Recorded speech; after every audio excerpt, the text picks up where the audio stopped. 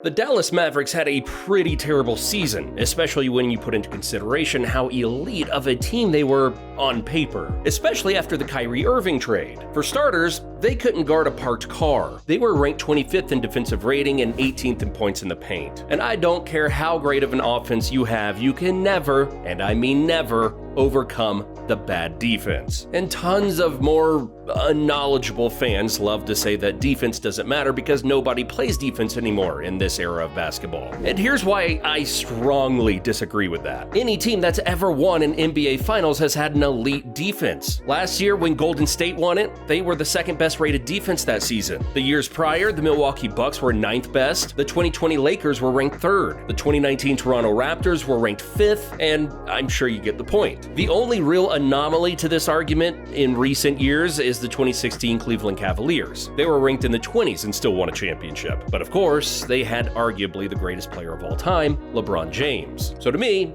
that doesn't really count. The Mavericks just simply couldn't overcome their lackluster defense. Both Luka and Kyrie were scoring out of their minds, and they had other solid scoring options such as Christian Wood and Tim Hardaway Jr. And yet, they not only missed the playoffs, but also the play-in tournament to the Bulls of all teams. In hindsight, letting go of Dorian Finney-Smith, Jalen Brunson, and Spencer Dinwiddie definitely contributed to their organization going downhill. But how can the Mavericks turn things around? Well, there are a few trade scenarios that would really send them in the right direction. And when making trade scenarios, you have to keep in mind 3 things. It has to be realistic, it has to be to the benefit of both teams, and the trade has to address the team's biggest problems. And I think these trade scenarios definitely hit all 3 of these criteria. The first trade is sending Tim Hardaway Jr., Josh Green, and a 2024 first-round pick to the Toronto Raptors for OG Anunoby. Now, okay, first, why would Toronto want to trade OG?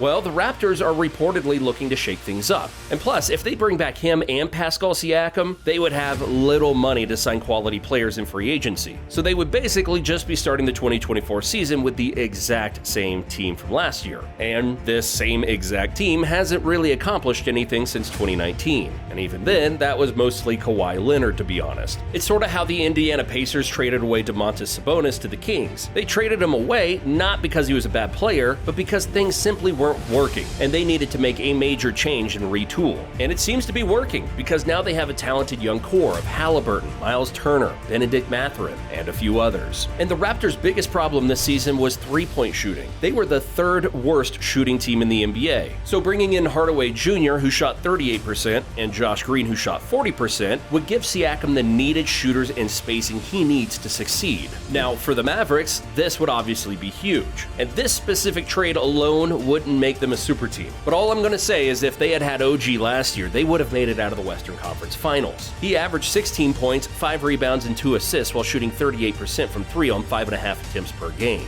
On offense, he would be an upgrade from Hardaway due to his size and ability to drive or even get into a screen and roll action with Luka when needed. He was a better shooter than Tim, and although Tim can create his own shots a little bit better, OG isn't that far off of him. But on defense is where he would make the biggest impact. He's an all-NBA defender who can lock down the best scorers in the NBA, and he's an even better upgrade from former Maverick Dorian Finney-Smith, defensively at least. In my opinion, this is a very doable trade that would really benefit both teams. Now, this next trade could be pretty controversial, but here it goes anyways. Send Christian Wood, Tim Hardaway Jr., Reggie Bullock, and a 2024 first-round pick to the Boston Celtics for Jaylen Brown. Yes, I know Boston fans are heated hearing that, but this trade would only be entertained if the Celtics don't win a championship this season and Brown begins to get frustrated. A Christian Wood, Hardaway Jr., and Reggie Bullock deal would increase the Celtics' depth even more and give them another offensive big to rely on as Al Horford starts to age. Reggie Bullock would fit right in defensively and with his ability to catch and shoot, and Tim Hardaway Jr. would give them another shot creator. And again,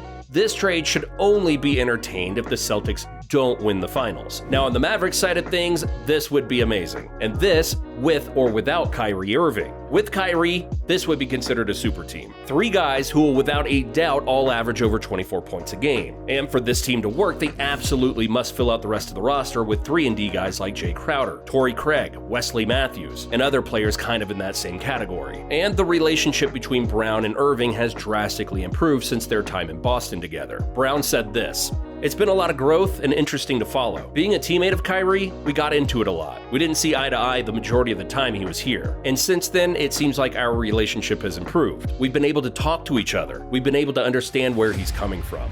And it sounds like the feelings between the two are mutual, because Irving said this in response: "He's a brother of mine. I'm grateful that we've built a relationship off the court. When I was in Boston, we didn't get a chance to know each other on a deeper level. Again, I'm just grateful we've been able to build on top of a great foundation and aligning on how we live our lives and treat people. He's a brother of mine." But if we're putting together a super team, we have to address the elephant in the room. Super teams don't work. We've seen it time and time again over the past few seasons. So let's say Kyrie signs somewhere else this offseason like many of us are expecting. Could a duo of Brown and Luka be elite? And the answer to that is simply yes. Of course it would be. We've already seen what Luka could do with a borderline superstar on his roster. Now imagine him with Jaylen Brown, who's coming off the best season of his young career. And the most important thing to note about this trade is this: Jaylen Brown is a natural second option. He played phenomenally while playing alongside another top 10 player in the NBA, Jason Tatum. And many people consider Luka being a better all-around player than Tatum. So could this potential duo be even more successful? Now, as I mentioned earlier, in order for this team to work, the roster needs to be filled with quality 3-and-D players. We just saw what happened to the Phoenix Suns, who had all the star power in the world but failed due to them having a lackluster bench. The Mavericks would need to make small incremental moves like the Los Angeles Lakers did at the trade deadline. Jared Vanderbilt, D'Angelo Russell, Rui Hachimura, and Malik Beasley didn't look to be game-changing by looking at the players individually, but when you put all of them together collectively, it should be no surprise how they got this far. And the Mavericks could follow the same strategy. But how should they go about this? Well, the same way the Lakers did, by addressing the biggest problems. The Lakers only had two major struggles: three-point shooting and defense. So, what did they do? They went and picked up D'Angelo Russell and Malik Beasley, who are two really good shooters. And for defense, they didn't really do anything major, other than getting one of the best defensive players in all of basketball in Jared Vanderbilt, who was in the Defensive Player of the Year conversation a couple of seasons back, I might add.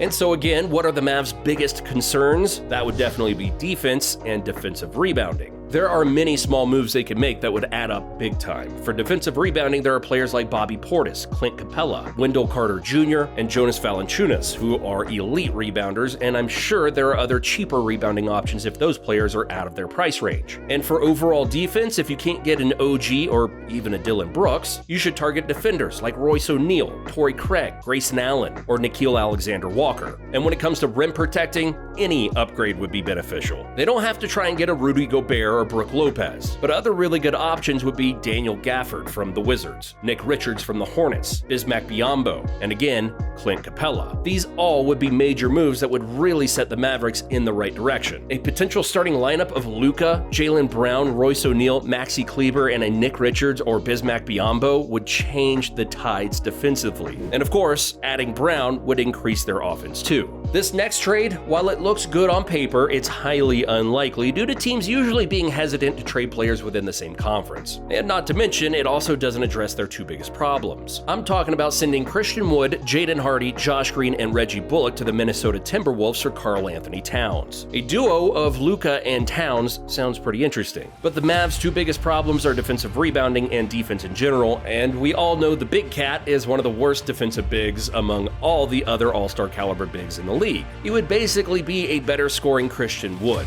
and that's about it. Anthony Edwards could really benefit from adding players who are perfect fits around him. Josh Green and Reggie Bullock are the 3-and-D wings he needs, and I would honestly really love to see how Jaden Hardy would develop in Minnesota. It could go either really well or really bad. There's not really a whole lot of in between. But what do you think?